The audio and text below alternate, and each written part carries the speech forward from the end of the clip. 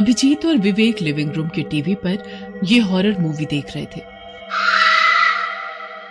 विवेक अभिजीत के घर रात को सोने के लिए आया था, क्योंकि उस दिन अभिजीत के mummy papa out of town गए थे और अभिजीत घर पर अकेला था।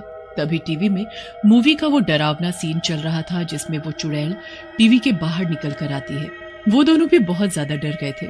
तभी घर के दरवाजे पर किसी ने दस्तक दी और दोनों की सांसें रुक गई। भाई, इतनी रात गए कौन आया होगा?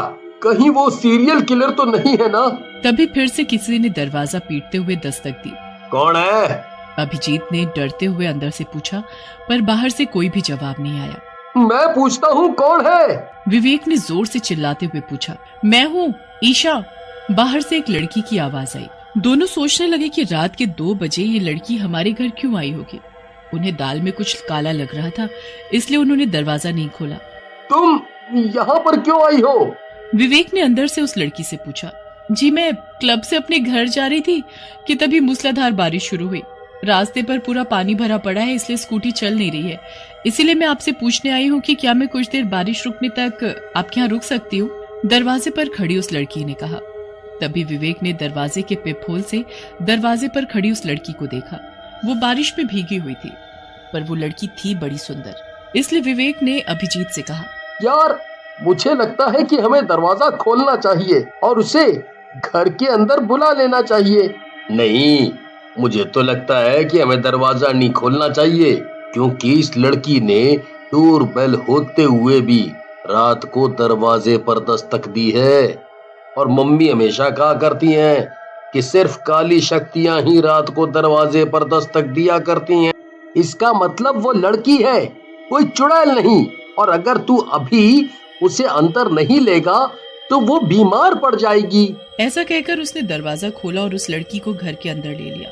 उसने उसे लिविंग रूम के सोफे पर बिठाया। विवेक ने उसे भीगे हुए बालों को सुखाने के लिए तौलिया दिया और फिर वो इधर उधर की बातें करने लगे।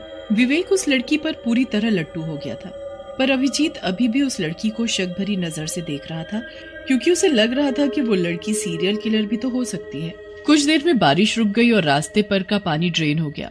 वैसे वो लड़की अपने घर जाने के लिए निकल पड़ी, पर जाते समय उसने अपनी बैग से एक पेंटिंग निकाली, जो कि एक काले कपड़े से ढकी हुई थी। आपने मुझे यहाँ रुकने दिया, इसके लिए आपका बहुत बहुत शुक्रिया। मैं आपको ज्यादा कुछ तो नहीं दे सकती, पर ये पेंटिंग एक तोहफे के तौर पर रख लो। उस लड़की ने विवेक को पेंटिंग देते हुए कहा। अरे नहीं नहीं, तस्वीर की क्या जरूरत है? अभिजीत ने लड़की से कहा, पर तभी विवेक बोला, अरे रहने दो ना। एक सुंदर लड़की अगर तुम्हें कुछ दे रही है तो उसे लेना चाहिए। इसीलिए अभिजीत चुपचाप बैठ गया। उसके बाद वो लड़की वहाँ से चली गई। उस लड़की के चले जाने के बाद विवेक ने उस पेंटिंग पर ढका हुआ काला कपड़ा निकाला और उस पेंटिंग को देखकर वो चौंक गया, क्योंकि वो पेंटिंग बहुत ही डरावनी थी। वो पेंटिंग एक जंगल की थी, जिसमें एक बड़ा सा बरगद का पेड़ था, जिसकी हवाई जड़ों से कई सारे कटे हुए लड़कों के सर बंधे हुए थे। पेड़ के नीचे एक काला डरावना आदमी हाथ में कुल्हाड़ी लिए खड़ा था, जिस पर खून लगा हुआ था। वो पेंटिंग देखकर अभिजीत डर गया। अरे ये कैसी पेंटिंग है? मुझे ये कुछ ठीक नहीं लग रहा। अभी के अभी इसे घर से बाहर फेंक दो। पर वो पेंटिंग डरावनी होने के साथ साथ बहुत बढ़िया भी थी, और ऊपर से उसे वो पेंटिंग उस लड़की ने दी थी, इसलिए विवेक वो पेंटिंग बाहर फेंकने के लिए तैयार नहीं था। अरे इसमें डरने वाली कौन सी बात है?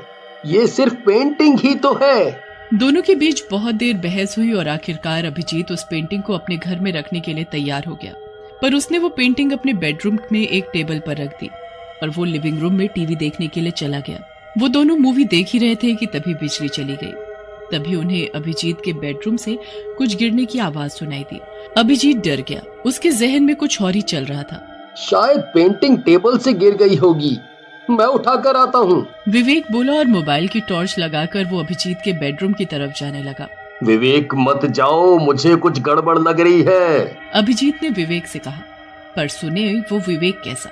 वो बेडरूम का दरवाजा खोलकर बेडरूम में चला गया। तब उसने देखा कि वो पेंटिंग तो सच में टेबल से नीचे गिर गई है। पर जब उसने पेंटिंग उठाई तब डर के मारे उसके रोंगटे खड़े हो गए, क्योंकि उस पेंटिंग में से वो आदमी गायब हो चुका था।